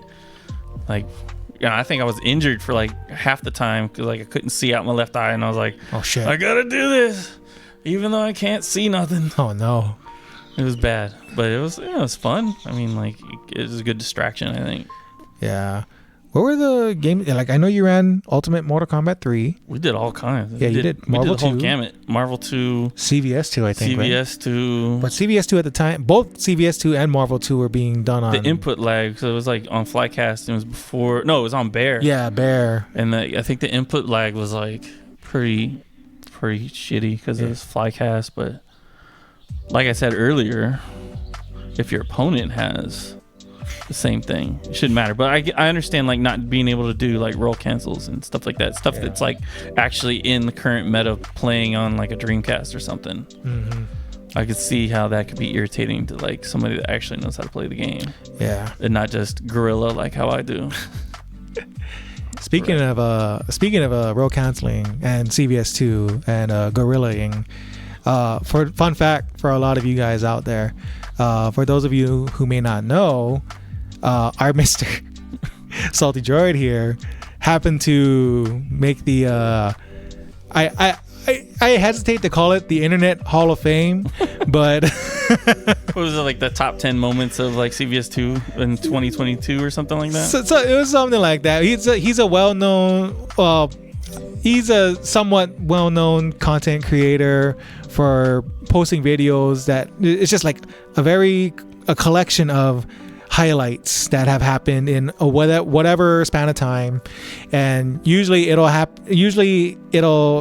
it's either like a general collection of funny and cool moments, or sometimes they might be a collection of moments from a specific game or whatever, or maybe collections of a specific character or a specific player or whatever. I think this one happened to be funny and cool moments in CVS2, and our Mr. Droid here happened to make the cut in the video. It was It's the most viewed clip on Spoon's Twitch, by the way. Yeah, apparently. Yeah. That was funny. And it was, oh man, it was a send off for Keola too. Oh yeah, poor guy. He got made into a meme. I feel bad for that kid. Well, it was fucked up too, because Jarrett was at my house and we're just drinking beer and fucking around with during Keola's little thing, and I go, "Hey Jarrett, watch this. I bet you he's gonna fireball right here." And I just like mashed the input, and then as soon as the animation started for Sagat to do the tiger shot, I just mashed it, and the rest is history. Oh man, I'm so upset that I missed it live. Oh yeah, you walked away. Yeah, I walked away because I had to do something. You know I'm gonna do some gorilla shit. Like it's guaranteed I'm gonna do something crazy. You know the worst part was? The worst part was in the back of my head, I could see that moment happening. I was like, because I knew that Hamaru could do that, because especially since you were in K Groove. Like I knew he had the like Sagat, whatever his remaining life, and then the fact that you were already max bar in the K Groove or whatever it was, like I knew you had the capacity to kill. But in the back of my head, I was like, I hope it doesn't happen while I'm gone. Oh no. Fucking gorilla. I'm gonna do it. And then I come back and I see everybody yelling at me for missing it, and I'm like, oh no. Like, oh, yeah. Yeah. And then like they didn't even tell me what it was. Like they just told me like, you know, a super happened, and right then and there I was like, oh, I missed it. I knew I was gonna miss it. No, I was so upset at myself. Well, I think they're in that tournament too. I just picked like whatever characters. Yeah. Cause like I'm just trying to have fun and maximize the amount of matches me and Keola have. Yeah. So I pick like Dan or whatever. I don't know. That's kind of my thing. Is like, sure, I could pick my main and just beat him in a game that he doesn't know how to play. But like, what's the point of that? Who is your main in that game, by the way? You know, I'm pretty terrible at it, to be honest. But like, it definitely is like, I think it's Blanca, Hamaru, and what is the other one? I think Akuma, maybe. I don't know. It's definitely a weird thing where I'm like, I don't really know how to play the game, but I know how to do special moves and maybe some combos. Yeah. And I don't know. I like playing Hamaru because I could just mash fucking 6, you know, or 3. Or the whatever hard punches. Yeah. And he takes like a quarter of your health off. And if it's a counter hit, it takes half. And you play K Groove? Well, I'm trying to learn K Groove. I don't know how to do it because it's weird. But I play mostly C Groove because I'm a Capcom player. Yeah. But playing Ray in that game is annoying because he plays P Groove, and he's got like some autistic like type like parrying. Like it's like ridiculous, so I can never hit him. It just frustrates me, and that's why I don't play 3S either. I'm good at 3S if we don't parry, so that means I'm not good at 3S. You know what I'm saying? Yeah. Yeah, definitely that's an old school gamer right there. Oh yeah, I've played a couple guys that are like super good at 3S and just parry everything. I'm just like yeah, I love 3S. 3S is probably like the one Street Fighter game where I'm like super passionate about, but then it's also the game that will make me the most upset when I play it because my bad habits flare up the most in that game. There's so much to do, so much to think about. Yeah. Like that whole like meta with like trying to bait the parry like breaks my brain a little. Cause like, you know, when I play Street Fighter, you always do that crouching medium and a fireball. It's like the most predictable move in all of Street Fighter. So I get parried a lot and then get punished. So I'm just like, ugh. Yeah, that's a game that definitely requires a lot of. It's definitely got the coolest footsies. The only thing I think that it would make it better is if it had the same like turbo or same super gain as like super turbo. Like if you couldn't just like jump back and mash like fiercely a couple times. Oh, You know what I mean? Yeah, Because like yeah. you ever watch pro players, they're just like, okay, let me get my meter up. yeah, they're charging the meter. Yeah, it's so boring to watch. But the game, like to play, is actually fun. If you're just playing people that don't know how to like do much, you know what I mean? Like as far as all the weird meta stuff with meter gain, but it's okay. Yeah.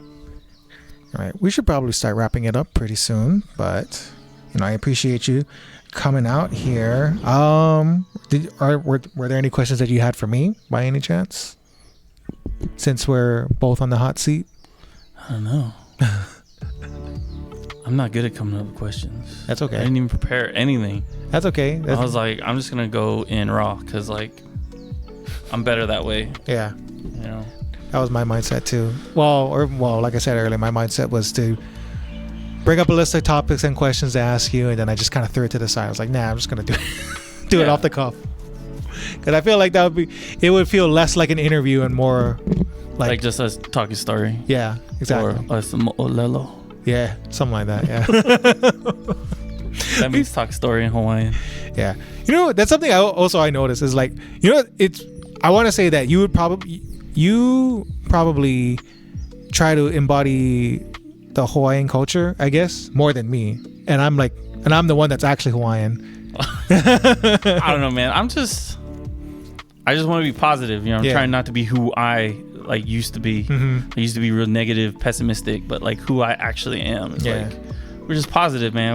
We're not toxic positive. Yeah. Just like we're gonna have a good time. Yeah. That's what we're here for. Like Yeah. we're not here to be sweaty. I mean, some people are. It's okay to be sweaty, but we're here to have a good time. Do some dumb shit on some fighting games. I mean, if it's a tournament setting, we're here to win. Yeah. But ultimately, we're here to have a good time. And Yeah. I'm gonna make sure we have that. And that's called living with aloha, right? Yes. Welcoming, having a good time. Yes, indeed. And we definitely welcome a lot of everybody that join us. That's why I like our community now, is because I could be that guy. That's like, I don't have a particular role. I might have like the TO role in our Discord, but I don't have a particular role. I think my role is more like I contribute to like how the vibe is. You know what I mean? Like I'm there. We're gonna have fun. You can hear me laughing all the time. You hear me being loud. I mean, that's kind of what I do. I think like, we didn't have enough players for the Marvel tournament, so I jumped in and I was like, I suck at this game. But like I had a bunch of like really crazy moments where I just did a bunch of random stuff. Yeah. That's what fighting games is about for me. It's just we're just gonna do some guerrilla shit. Yeah. We're gonna have a good time. Yeah. I can appreciate that. That's my role. That's kind of what. And you guys let me thrive and do it. Y'all don't call me annoying. Sometimes I think I'm super annoying. So I'm like, ooh, Alan's here. I mean, I don't find it annoying. Yeah. I think it's fun, to be honest. Maybe somebody else does, but probably. They haven't said anything. We got like 50 to 60 people, so of course Yeah. somebody gonna find me annoying. I'm sure somebody finds me annoying. I don't know. I do. Oh, A lot. Yeah, right here. We got a Yes. guy. Yeah. I don't even know why I'm here. No, I'm just kidding. Yeah, he just came here to blow me up today. That's why he's here. I like our meme section. Like the very busy. Yeah. I think it's really busy because you're the most active one in it. I just post whatever I find. If I don't understand it, I'm posting it. You know what I'm saying? Like, because like y'all forget I'm an old dude. I'm like 41. Yeah. There's some things I just don't get. So I'm just like, this looks like it could be funny, I guess. And I just post it, and then like, yeah, I like all the custom stuff we have too. Like, like Keith is always like coming up with some weird stuff, or like all the Glenjamin memes. It's good times. It's good times. Yeah. Something that maybe a lot of you folks also may not know, but our friend Mr. Salty Droid here is also, unfortunately, gonna be leaving us pretty soon. Yeah. Which is why I kind of wanted to get him on here before he leaves, because I didn't want. I'm gonna miss him. Yeah. I wanted to catch him before he leaves. But I mean, it's not like he's gonna be gone forever. No, I don't. You know, who knows? Yeah. That's where I'm at. Who knows? Yeah. I'll move back to the mainland for a couple years, get my career built up. I'll probably still come back out here. I'll definitely probably here once a year, maybe. Yeah. You know, we got to spread Puzzle Fighter out. You know, it's got to. But I'm definitely kind of looking forward to it. I'm moving near Philly, and then so my ranked pool might be a little larger, so it might be better at Street Fighter 6. Oh shit. Yeah, so it might be crazy. He's gonna come back and he's gonna body all of us. Oh, yeah. In Street Fighter 6. Yeah, I'm like an hour away from New York, where I'll be at, so I could like maybe enter in some of those tournaments with those big guys over there. That's the epicenter of the FGC on the East Coast, right so there. maybe, you know, who knows? Who knows? Maybe I'll start my own thing where I'm gonna be at in South Jersey. You know what I mean? Who knows? But definitely gotta start another career, get that Hawaii money coming out, and then so I could like travel and stuff. But yeah, no, I'm gonna miss it because, like, you know, I spent like 3 years. Like, this is the first time I was like making friends that weren't like coworkers. You know what I mean? Like, Yeah. we actually have friends. So it's like I don't know how to act. You know what I mean? Yeah. Like, so it's like it's harder to leave. But yeah, that's what life is. Change, whether you want it or not. Yeah, things happen that way, and you know, but I made myself sad now just thinking about it. You know, like I said, I don't.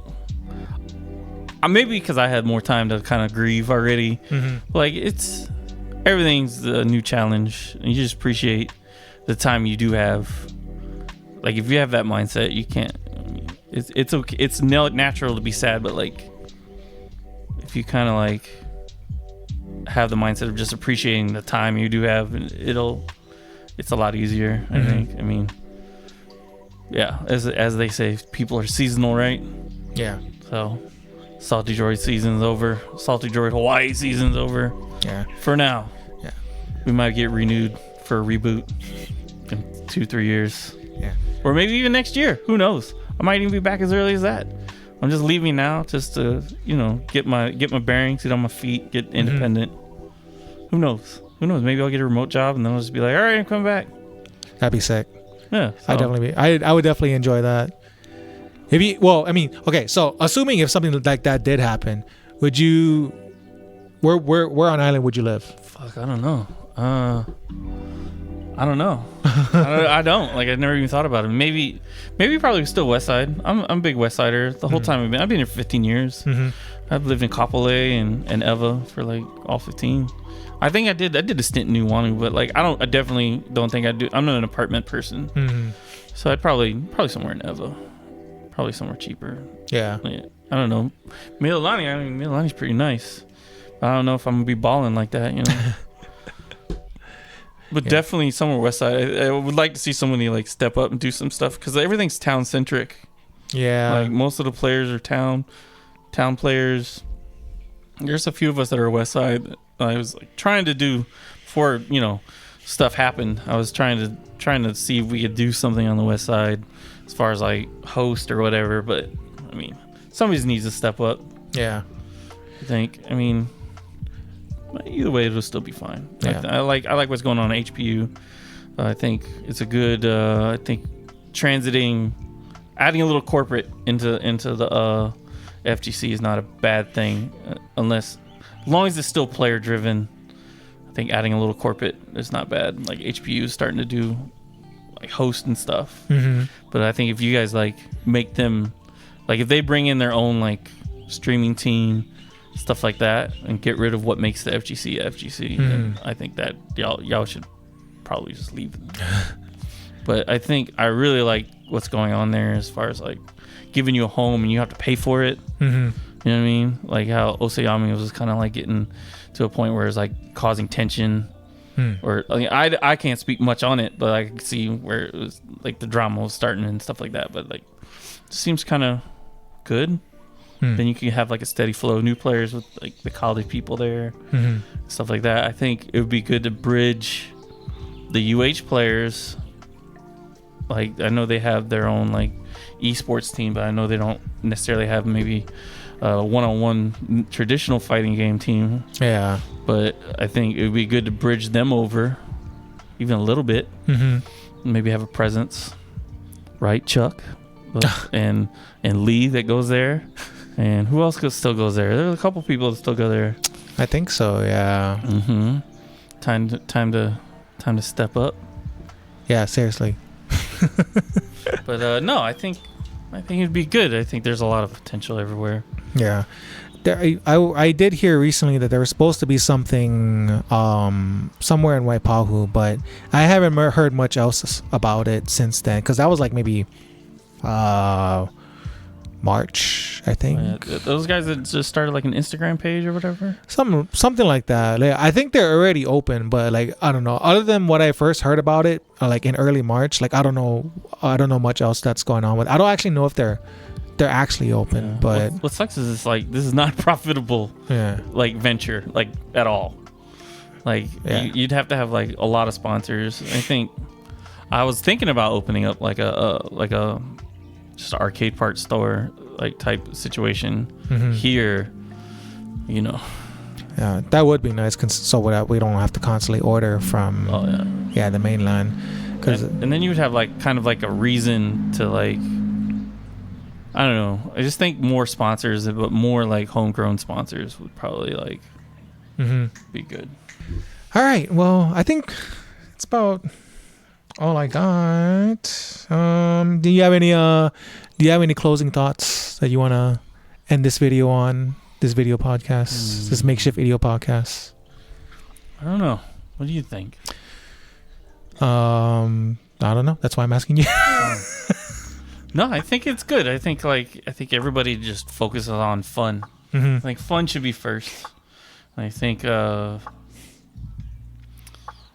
focus on being Evo champion. You know what I mean? Like a lot of people get stuck in that I need to be good type thing to like even like contributing and stuff. I think you need to be good. Just have fun. Yeah. Focus on that, man. Like, cause like if you focus on fun, all that other shit will come together, or it won't. I mean, fuck it. You know what I mean? Like, just have fun. If you realize you're starting to get good at something, start studying. Then start implementing. Start drilling. You know what I mean? Then implement it in your game plan or locals, and then I think that's the best way to do things. Is just focus on fun. Then add to your game slowly but surely. Patience is key. Patience is key. Patience is key. Yes. Yes, definitely. All right. Well, I'd say that's about. I think we'll probably wrap it up with that, and with that, play more Puzzle Fighter. I want to thank you guys for joining us for my very first video podcast. Maybe there will be more. Maybe not. We will see.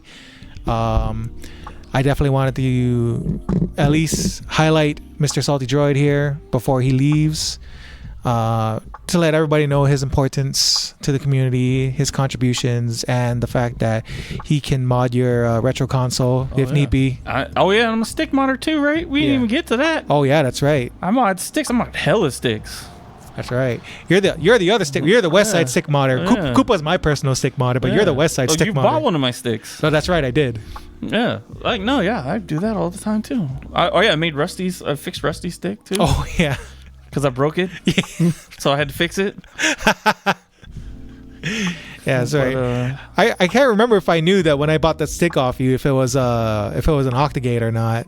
Oh yeah. Because I remember when we had the Marvel 3 tournament over here, and I let John borrow my stick, and like he started playing with it for a little bit, and he was like, "Oh, it's an Octagate. I can't play an Octagate." And I was like, "That's an Octagate?" And I looked at it, and I was like, you know what? It probably is an Octagate. Oh, yeah. I didn't even think about that. Well, back then all I played was Octagate, but now I play Squaregate because I have a magenta in my stick. Oh yeah. Which I love and hate. I don't know why. I think I need to add another spring into it because I have this heavy ass aluminum bat top. Okay. Well, anyway, if you folks want to get any sort of stick modding done, or money match me in Puzzle Fighter, or money match him in Puzzle Fighter, or even do some retro mod consoles, you could definitely hit him up. Hit him up in the Discord, in our Hawaii 808 FGC Discord. I'm sure he will gladly do it for you, maybe for a fee. I don't know. That's between you and him. I think I did Glenn's with donations. Donations. Whatever you find is appropriate, because it's very minimal effort for me. Okay. But yeah, he'll be leaving sometime in June. So you guys have until then to hit him up. And with that, my name is Spoon. And for Salty Droid here, we'll be ending the podcast. Thank you guys for tuning in. See you later. And thank you for joining me, sir. Goodbye. Goodbye.